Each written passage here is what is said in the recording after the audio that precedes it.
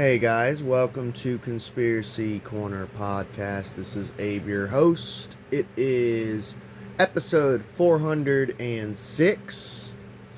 10:30 a.m. Friday the 2nd. Yesterday was MayDay. MayDay.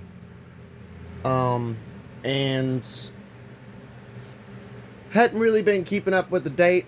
You guys know me. I've been trying to put out more special episodes around dates and holidays and stuff. And around here, we delve into secret societies and occultism and paganism and all that jazz, all that fun stuff.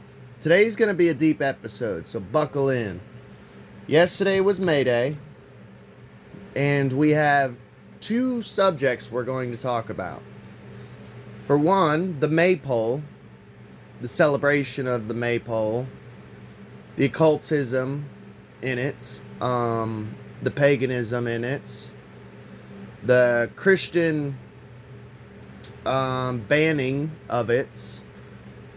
We're going to get into also something else special happened on May 1st. So yesterday was an important day, I guess, for the elites, for occultists. The founding of the Illuminati. May 1st, 1776. MayDay, 1776. So today's going to be a MayDay special. Even though it's the 2nd. Because I didn't plan it correctly. But, hey, one day away, we could still celebrate it and enjoy some info on it and some information. As far as the update, got up early today. My cat woke me up, Horace, but wasn't a bad thing because I needed to mow the lawn, and we've been getting a shit ton of fucking rain here in Kentucky. I'm knocking on wood because I love that weather. And yeah, like I have not been able to mow the lawn, so today I just knocked it out. I got up, had some coffee, knocked it out. So that's been my day. I know, dude, like, I went to bed early last night. Well, early for me. But I still, dude, I'm dog tired now. I already know. I'm not going to be able to go back to sleep. I'm going to have to go to work till midnight. I'm going to be feeling it, dude. I'm going to be feeling it later. I already fucking know. But, today I might actually do a cover art that I draw. I can't do it every single episode, but I used to do it back in the day. If you look at my older episodes, I used to do title pages. I think I'm going to do it today. If I got time and shit, I should have time to do it, so I think I'm going to. And, I'm going to start getting back into that, you know. But yeah, buckle in and let's get into it. So you'll have to excuse the angle. This is my office. So, let's do it chronologically. What is MayDay? So, the Maypole dance is a spring ritual long known to Western Europeans, usually performed on May 1st, which is MayDay. The folk custom is done around a pole garnished with flowers and ribbon to symbolize a tree. So I can tell you this as an occultist. Disclaimer. If you're new to the channel, I am not a Christian. I'm an occultist. Ceremonial magician. I am many things, but I am not a Christian. I know. Imagine that. A conspiracy theorist who's not a Christian. Like, for some reason, there's a huge wave of Christianity within conspiracy community, which I don't mind, but a lot of those channels think that anything that is not Christian is evil, because they haven't really seen that their religion is based off of paganism. That's a whole nother rabbit hole. Maybe one day they can swallow that pill.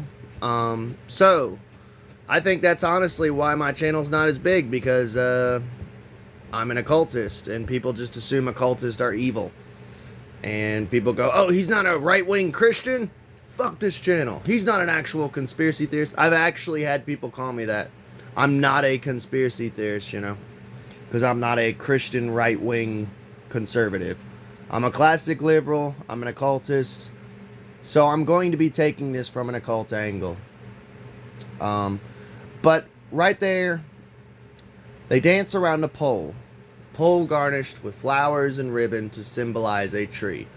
A pole in occultism, I used to have a company way back in the day, which was Jack of all trades fortune telling. I did tarot for probably 2 or 3 years. I did tarot, I did cartomancy, pretty much divination within cards. My thing was cards. I love divination through cards. That's my favorite form of divination. I can do divination through pendulum, dowsing rods. I'm an amazing dowser. My father was a dowser. He used to find water and wells and stuff through dowsing, which is funny because he was super Christian, like way back in the day, and his whole family was super Christian, but they all believed in dowsing, and that was okay. That form of divination and treasure hunting was okay, you know. I always found that weird. It's like, they literally call it like there's a hillbilly term for it. It's like called like witching rods or something, or water witching. Water witching. That's what it is. Water witching, not witching. Witching. Sorry, I'm from Kentucky. Well, I'm from Florida, but I live in Kentucky. We call that water witching. We're looking for water. He was a water witch.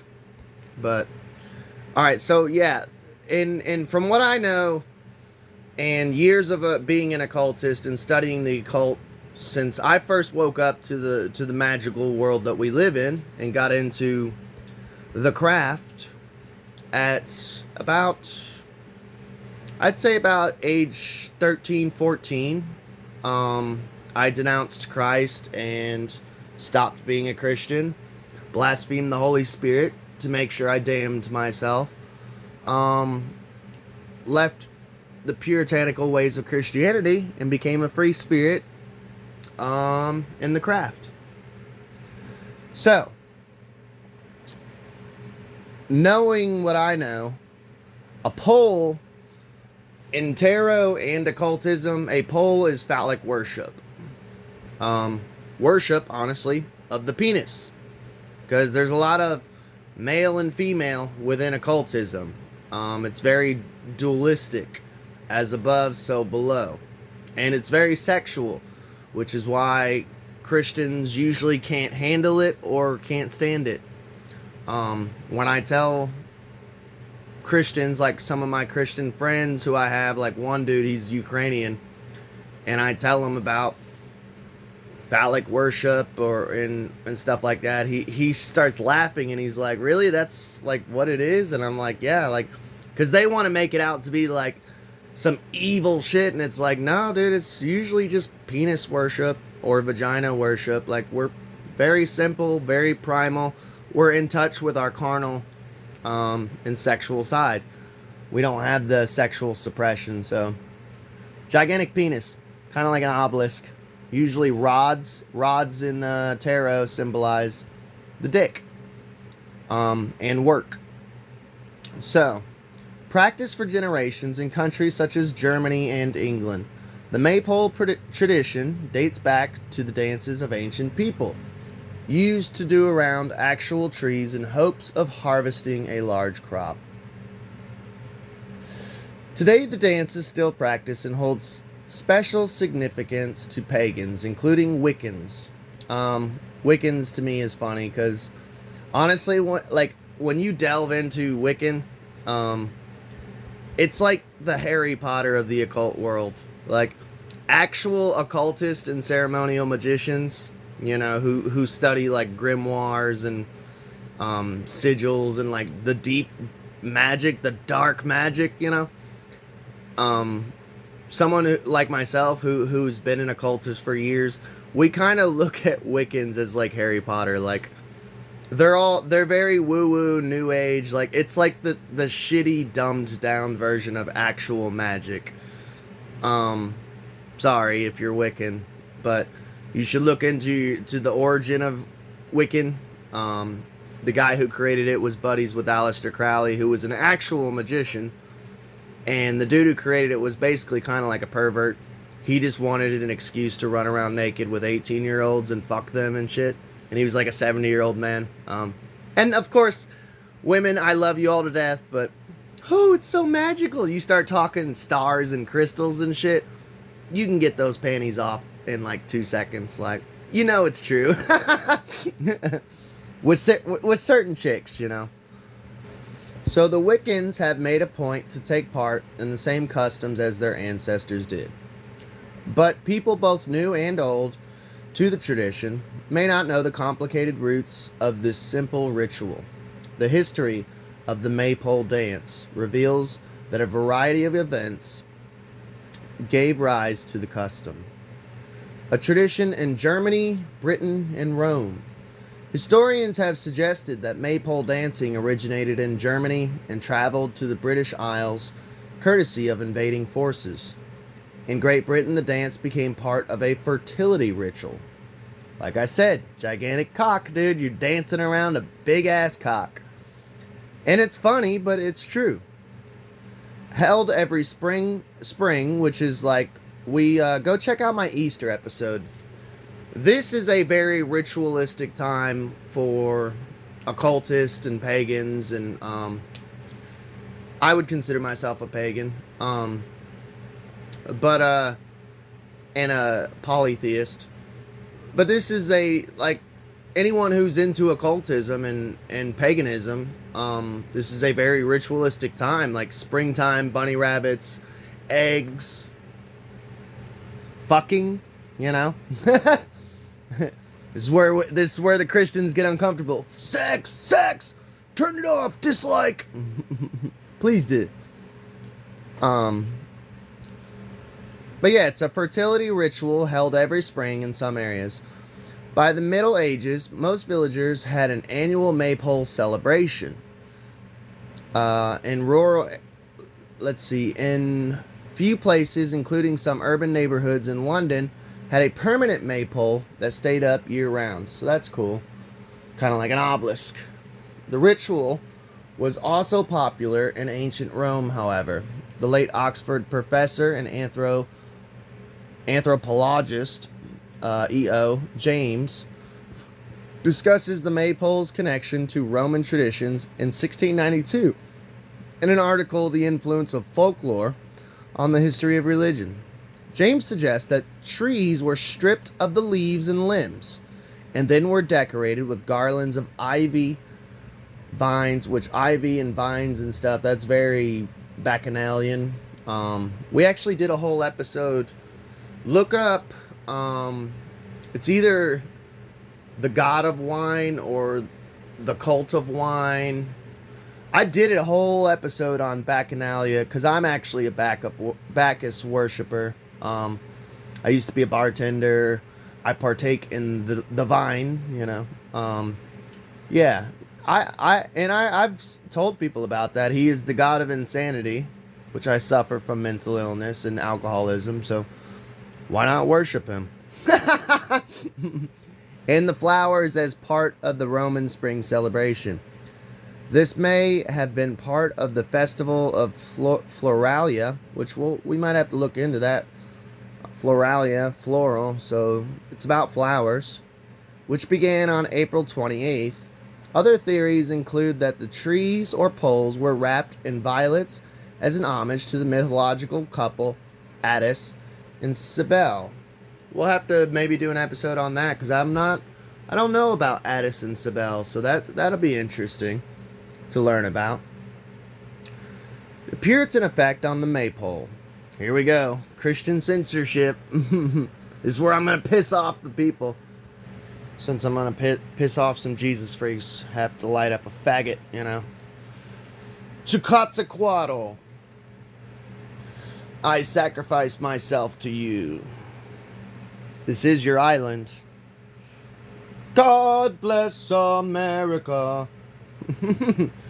In the British Isles, across the pond, The Maypole celebration usually took place the morning after Beltane. So Beltane, Bel, Baal, dun dun dun. That's that darkness, man.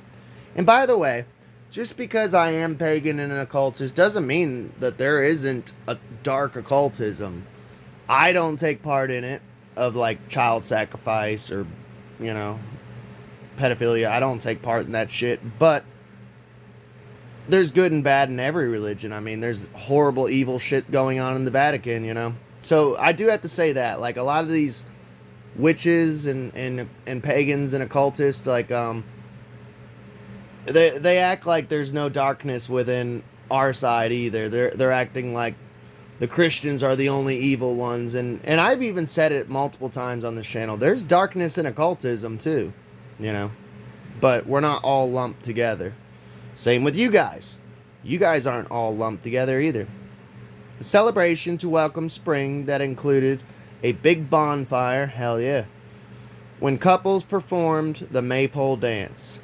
They had usually come staggering in from the fields, clothes in disarray, and straw in their hair, after a night of love-making. Nice, hell yeah. This led to the 17th century Puritans to frown upon the use of the maypole in celebration. After all, it was a giant phallic symbol in the middle of the village green. Yeah, dude. Most of, like, these old pagan traditions are just about fucking, dude. Honestly, at most of the, like, I love it, dude. Like, all these Christians and stuff, like, they think that there is, like, beautiful occult messages and, like, hidden meanings and shit, but a lot of occultism is just basically very simple carnal things of, like, sex, drugs, and rock and roll, That's why I kind of got into it, because I was like, hell yeah, this sounds like my religion, The Maypole in the United States, where I'm at. When the British settled in the U.S., they brought the Maypole tradition with them. In Plymouth, Massachusetts in 1627, a man named Thomas Morton erected a giant maypole in his field. He brewed a batch of hearty mead, Hail Bacchus, and invited village lasses to come frolic with him. Hell yeah, dude, he's getting all the girls drunk. His neighbors were appalled. And Plymouth leader Miles Standish himself came along to break up the sinful festivities. Morton later shared the bawdy song that accompanied his maypole revelry, which included the lines, "Drink and be merry, merry, merry boys. Let all your delight be in Hymen's joys. Lo to Hymen, now the day is come. About the merry pole take a room. Make green garlands, bring bottles out, and fill sweet nectar freely about. Uncover thy head, and fear no harm, for here's good liquor to keep you warm. Then dark and be merry, merry, merry boys. Let all your delight be in Hymen's joys." That's awesome. Sex, drugs, and rock and roll, man.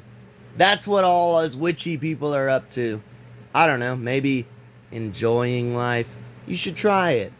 It'd be nice for you. Probably chill you out a little bit. A revival of the tradition. Hell yeah. Good, I'm glad they bring it back. I ain't gonna lie. This sounds dope as fuck. I want to celebrate the maypole. Maybe I'll put one up in the front yard.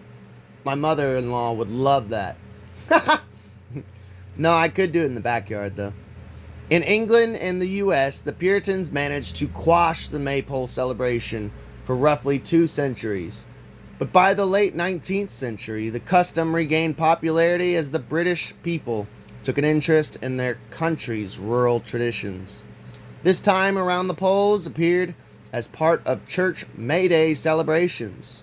MayDay. MayDay! MayDay!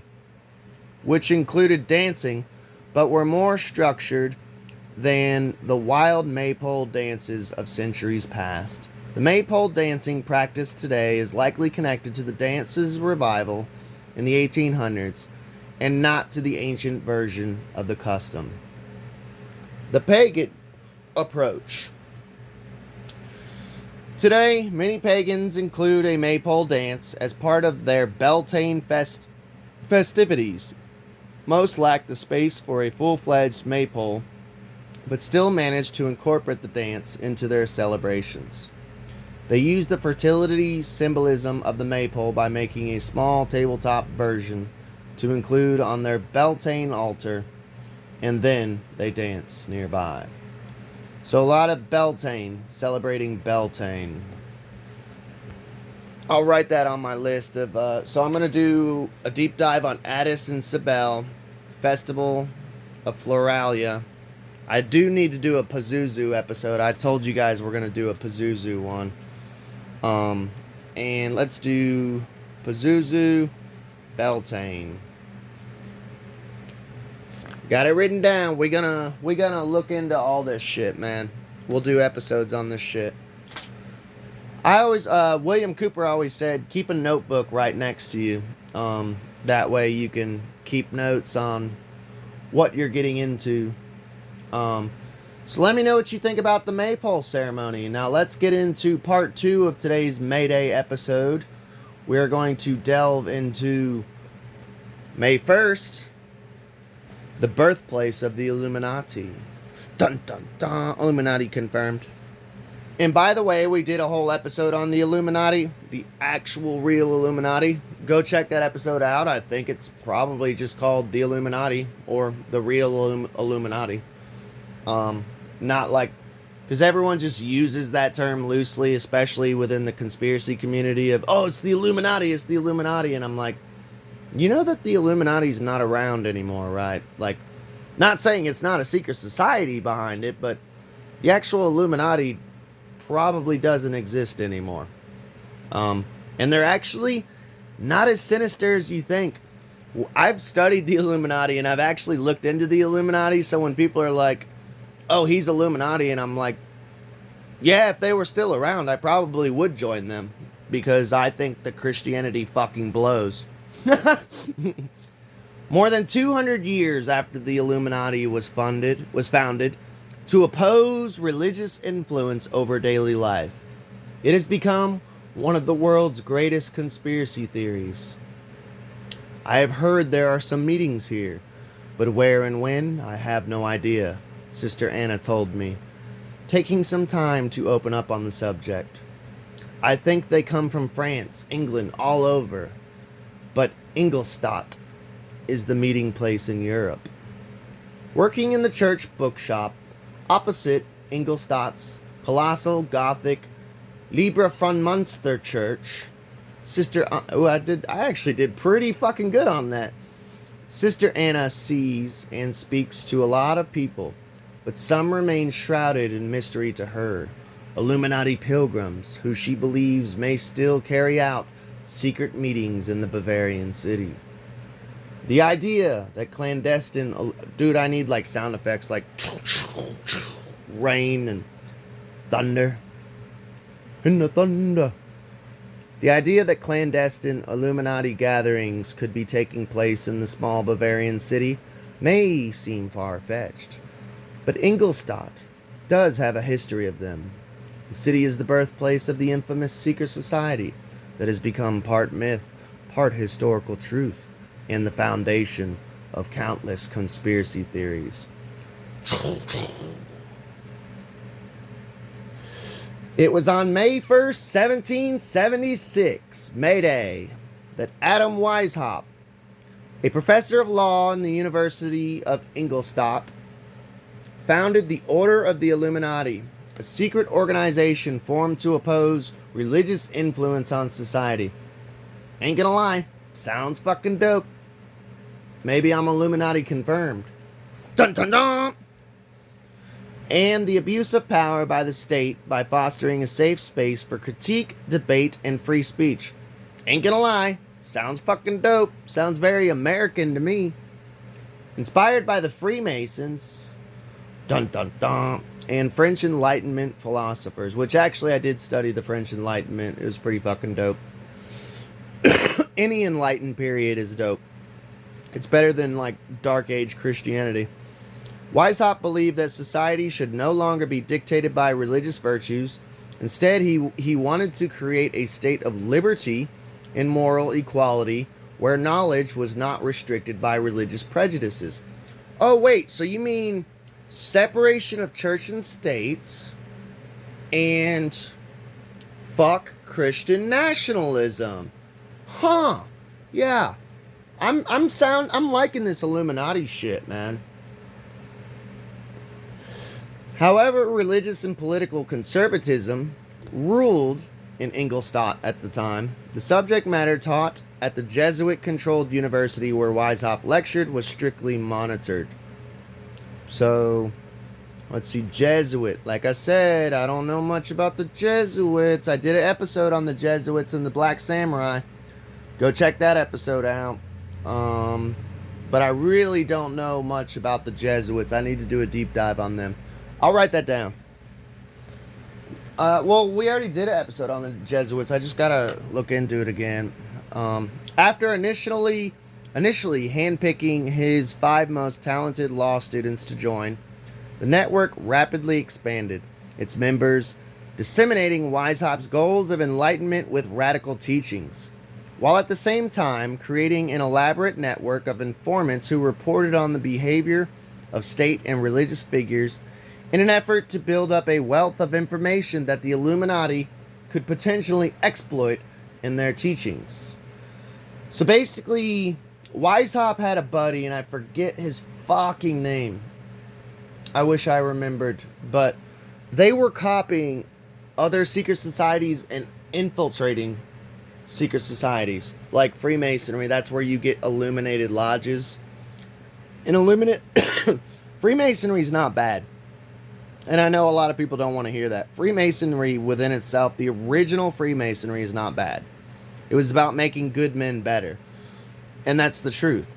But they got infiltrated by the Illuminati. And you have these things called illuminated lodges. And you don't know you're in an illuminated lodge until it's too late and you can't get out. But Freemasonry is not bad. You guys got to get over the whole Freemason thing. And they're not as powerful as you fucking think. Trust me, they're powerful, but not as much as you think. If you know, like Sam Shipley says, if you know their name, they ain't running shit. They're middlemen. With the help of prominent German diplomat Baron Adolf Franz Friedrich. That is his actual name, Baron Adolf Franz Friedrich. That's fucking dope, dude. What a strong ass name. Ferrer von Nigg. Be careful saying his last name. Sorry. I'm having fun today, dude. I hope y'all are too. Let me know in the comments. Give a thumbs up if you're having fun. Who helped recruit Freemason lodges to the Illuminati cause. The clandestine group grew more than 2,000 members throughout Bavaria, France, Hungary, Italy, Poland, and among other places. Some would say the world.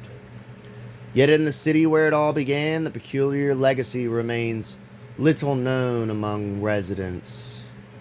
Not so many people know about it, but the Illuminati are part of the history of Ingolstadt.